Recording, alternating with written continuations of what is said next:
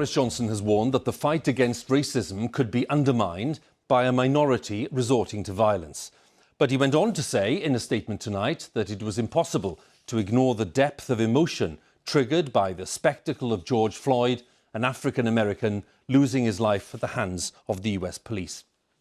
The Prime Minister spoke after protests in the UK over the weekend, which included clashes with police. His colleague, the Home Secretary Priti Patel, said there should be no further public protests during the pandemic and warned that some of those involved in violence or causing damage would face justice. Let's join our political editor Laura Kuensberg for the latest at Westminster. Hugh, after a fraught few days tonight, the response to protesters and the wider public from Boris Johnson. An acceptance that the anger seen on some of our streets comes from real and genuine experience and pain. An admission that this country has not yet made enough progress to make all our lives equal. But in this curious moment, protests taking place in a public health crisis, no sympathy at all in number 10 for those not willing to stick with the government's rules. Black, listen. Black is beautiful, black is excellent, black is love. Black a 7-year-old on the stage. Black books on my bookshelves. A protest in the park in Cheltenham this afternoon. Ripples still after waves of anger came from across the Atlantic after the death of George Floyd. Tonight, in a video and article for the black newspaper The Voice, Boris Johnson broke his relative silence. We simply cannot ignore the depth of emotion that has been triggered by that spectacle of a black man losing his life at the hands of the police. We who lead and who govern simply can't ignore those feelings because in too many cases, I'm afraid, they will be founded on a cold reality. And so I say, yes, you're right. We're all right to say Black Lives Matter. While there was an attempt to reach out to those demanding equality, stern words for those breaking the public health rules or breaking the law. No, I will not support those who flout the rules on social distancing. And no, I will not support or indulge those who break the law or attack the police or desecrate public monuments. Many of the 200 demonstrations over the weekend were peaceful. Many made the effort to keep their distance to protect everyone's health. But often, those rules may as well have not existed. Some police officers were attacked and statues damaged. Even graffiti on Winston Churchill, claimed by this man. Tagged up Churchill as a racist. People are going to be angry, yeah, cool, they can be angry. But at the end of the day, I'm angry that for many years, right, we're being oppressed. It's not just clashing views of history or unrest in America at root here. There's plenty of evidence that the UK's black population, around 3% in the last census, is too often left behind. Gaps illustrated in a major official audit for the government that showed black people are most likely to be in a low-income household, in a lower-skilled job or unemployed. 9% of that community are out of work. That's more than twice the rate among a white community and higher than 6% among Asians. 39% of black pupils got good passes in English and Maths GCSE, 43% of white pupils and 50% of Asian pupils. But 35 black people out of every 1,000 were arrested in 2017 to 18, 10 white and 12 from the Asian community. Successive governments have made successive promises to close those gaps, and there has been progress, but not enough to avoid frustration on all sides. Does the Home Secretary recognise that there's structural inequality, discrimination and racism in our country?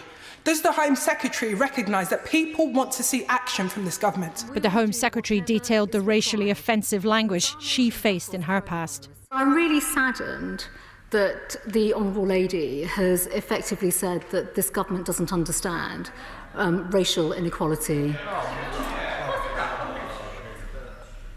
Well, on that basis, Madam Deputy Speaker, it must have been a very different Home Secretary who, as a child, was frequently called a packy in the playground. A very different Home Secretary who was racially abused in the streets, or even advised to drop her surname and use her husband's in order to advance her career. Recent days have been neither the beginning nor the end of the country's conversation about race. History features pain and pride, the placards of the future not yet in ink. Laura Kuensberg, BBC News, Westminster. Now, police in Bristol say they've identified 17 suspects in relation to the toppling of a statue of Edward Colston, a 17th century merchant who made a fortune from the slave trade. They're appealing to anyone who filmed the incident to share the images with them. Now, yesterday, police said that they were satisfied that their decision not to intervene had been the correct one. The statue had long been the target of campaigners who said that Colston was not a man whose life deserved to be commemorated. But not everyone in the city thinks that the events of the weekend were justified, as our correspondent John Kay reports now. People power or pure vandalism? Justifiable or inexcusable? Edward Colston's plinth now stands empty, and Bristol is dealing with what happened here. Wrong. It's all wrong. For some, the destruction of this statue went too far. This is completely different. We're talking about Bristol history. Got it all wrong. Colston's name is everywhere in Bristol, and for decades the city has struggled with his legacy. An MP who gave a fortune to local charities, but whose money came from the brutal and deadly slave trade. Kerry understands the conflict all too well.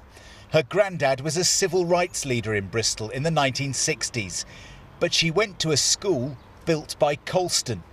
She wishes the statue had been taken away peacefully by politicians decades ago.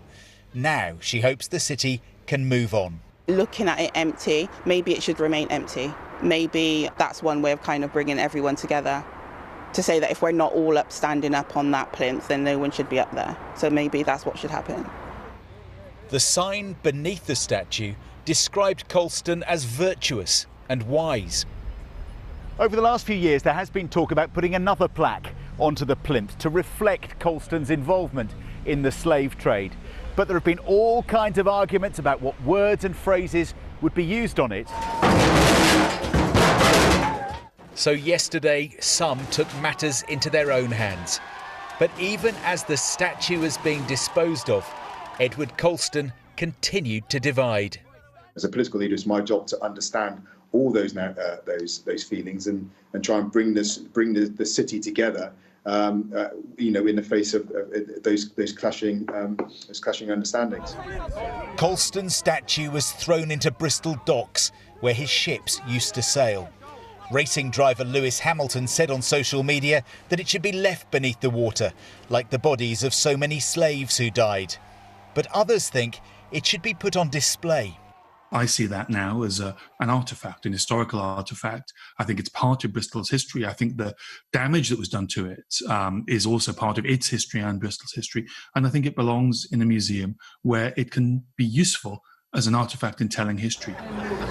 Tonight, a small number of locals turned up, wanting to pull the statue out of the water and put it back on the plinth. This city may be redrawing its past. The question now is what that means for its future. John Kay, BBC News, Bristol. Well, tens of thousands of people took part in the demonstrations over the weekend as part of the Black Lives Matter campaign. Despite government warnings of the health risks of being in a large group during the pandemic, many were determined to take part in marches, lots of them for the first time. Our community affairs correspondent, Rhianna Croxford, has been speaking to some of those who took to the streets and asked what they wanted to see happening next. It's been 2 weeks of taking to the streets.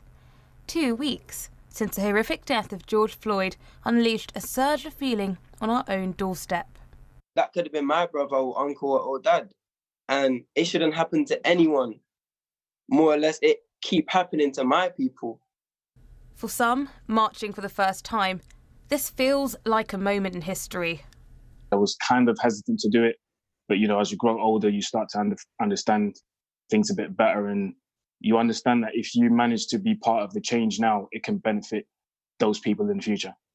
But the protests have been criticised for a lack of social distancing. We can't just sit back and then just wait and let the police keep, killing black people. We can't let the brutality keep going on. We can't let the injustices go on for several months until it's convenient for us to go back out there. Their frustration, their passion is visible. But till now, their demands haven't been as clear. We want equality. We want the same opportunities as everyone else. I've seen a lot of, big companies coming out with posts like, you know, Black Lives Matter, we support the movement. But then when I go on your website and I look at the board members, nobody looks like me. I go a bit, you know, further down, nobody looks like me. And when I walk into a big company or any company, the only person that seems to look like me are the ones cleaning. So if I could bring in one policy change, it would be to change the curriculum. It would be to bring more diversity to the curriculum.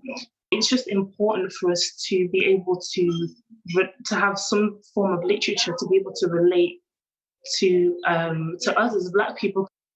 The boxer Anthony Joshua and actor John Boyega are some of the familiar faces who have joined Aaron, AJ and Isabel at the protests, but even more have backed their cause from afar.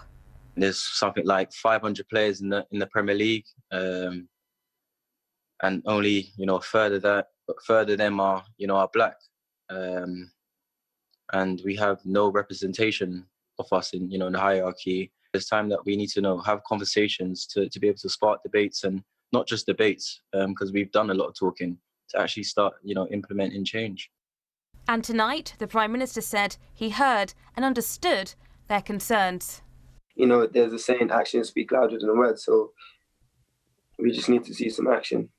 I'll say, here's your chance to not let us down anymore. And they won't stop till that happens. Rhianna Croxford, BBC News. Now, with me in the studio is my colleague Clive Myrie, who's been following these events since George Floyd's killing 2 weeks ago. Let's talk about the Prime Minister's statement tonight, Clive. He's talking about understanding and recognising anger. Put that in context for us in terms of what overall government approach seems to be. Yeah, because the protesters, frankly, believe that the government, Hugh, over the last few days have focused too much on the law and order side of things. A tiny minority at the end of the demonstrations on Saturday who caused trouble. And the protesters believe that this is yet another attempt to divert from the main issue at hand, which is dealing with racial inequality in this country. It's an attempt to change the subject. Boris Johnson's speech, I think, tonight was an attempt to dispel that notion. And indeed, the Prime Minister talked about the cold reality of injustice and discrimination in education, employment, and the application of the rule of law. The problem is, where's the beef? As that chap in Rhianna Croxford's piece just said, you can't just talk, you've got to walk the walk. And these protesters are seeing Nancy Pelosi in Congress in the United States talk about putting forward a police reform bill which would end police chokeholds and would have as mandatory police racial bias training. They're looking at the police force in Minneapolis being completely disbanded and rebuilt. Mayor of New York, Bill de Blasio, talking about doing the same thing for the world-famous New York Police Department, the NYPD. And then, of course, they look to people like Sadiq Khan here in London, who's talking about a racial review of the major institutions in the capital, NHS, local government, and the Met Police. And all these protesters are wondering, well, where is the government's own proposals for this? What they want to see is a cutting of that thread, that direct line from Edward Colston 300 years ago, a different form of racial bias and an appalling behaviour, or that thread all the way through to the racial problems that we see in society today. They want that thread cut, and they don't see any proposals being put forward from the government in order to do that. Clive, again, many thanks. Clive Myrie there.